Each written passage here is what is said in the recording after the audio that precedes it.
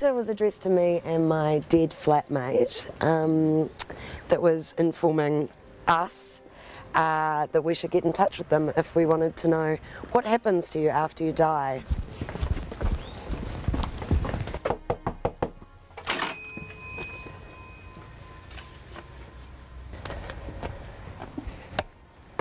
No luck. What a bummer. I was looking forward to meeting them.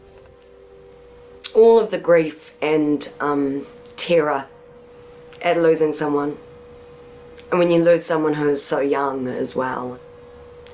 And at first, when I first received this, I thought this is just a sick coincidence. This is probably done in ignorance.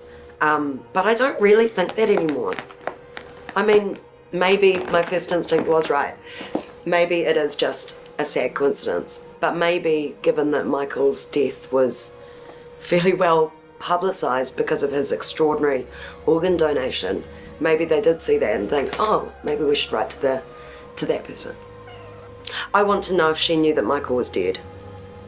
And I don't know if I'd believe her, but I still wouldn't be able to ask her that question. Did you know you were sending this letter to someone who was dead? And I really want the Jehovah's Witness organisation to stop preying on grieving people, if that's what their plan is. If that's what their latest tactic is, then they can just cut it right out.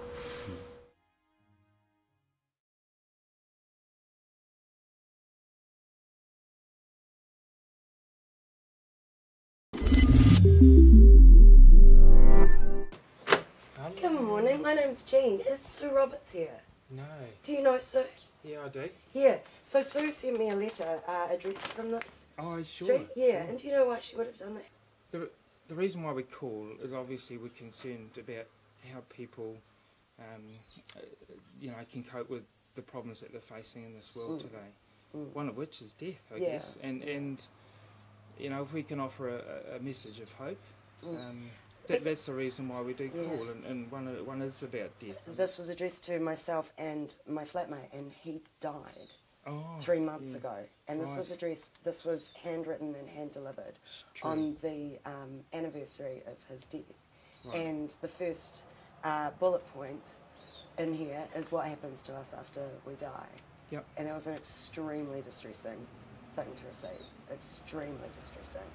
I would suggest that you don't write people letters. It's pretty invasive. It feels very predatory. It feels like harassment. Receiving this letter was extremely upsetting for me. Extremely upsetting. Well, yeah, my apologies. We didn't intend that purpose. I'm sure you don't, but but you say that it's not a that you don't want to upset people. Yeah. But if you go to somebody's house, they're not in. Yeah. Can't you just take that as sort of fate? Can you not see that there's a double standard at work there, mate? Well, we've got her name but your address, but she's got my name, my address, and the name of my flatmate. But that's true. But in that, you've had the right to come and ask me to do that. And yeah, so maybe by giving her phone number, you can actually ask her. Well, obviously, if this situation upsets people, then we will reconsider it. I mean, and that was never our intention. I have to sort of say this pretty sincerely, that it was never our intention. It was good. It was nice to have a chat. Yeah, really nice. Yeah.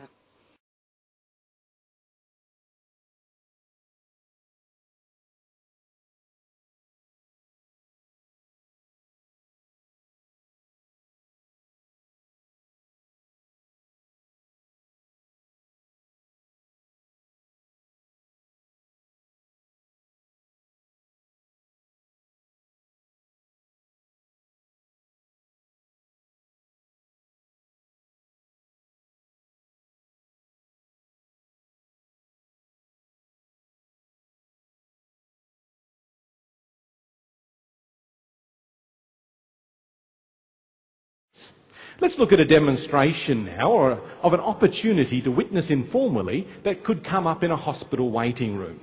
These parents have just had some devastating news. Yes, I know it's too early to say anything, but what if it's cancer, Alan? Liam is only 15. He hasn't even lived life yet. I know, honey, I know. I feel the same way, but we just have to wait for the doctor and he can tell us which way we need to go. Oh, I'm so thankful that we have a hope for the future. This couple really needs to know the truth badly. Oh, I'm sure that the angels will direct a witness to their door.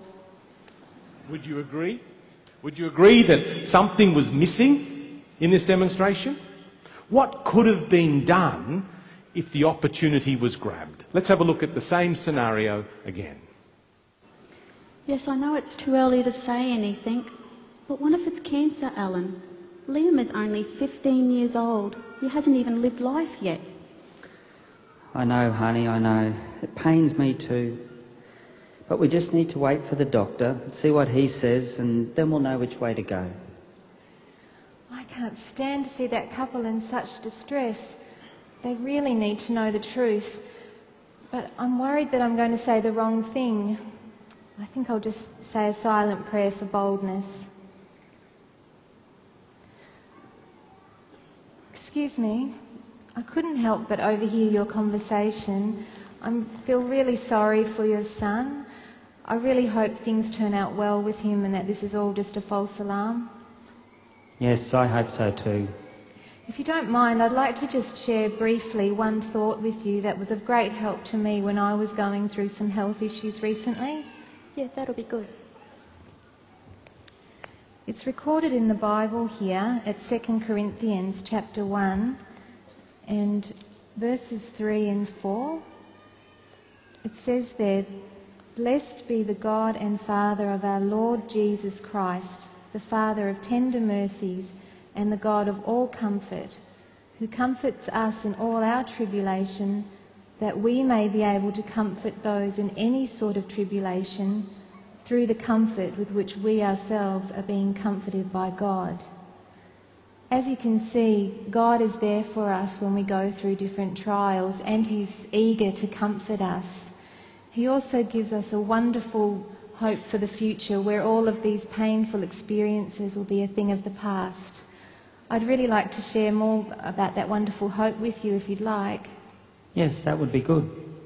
That was kind of you to show us that, but I can see that the doctor's ready for us. I'll give you our phone number, and please, when you get time, we'd love you to call us.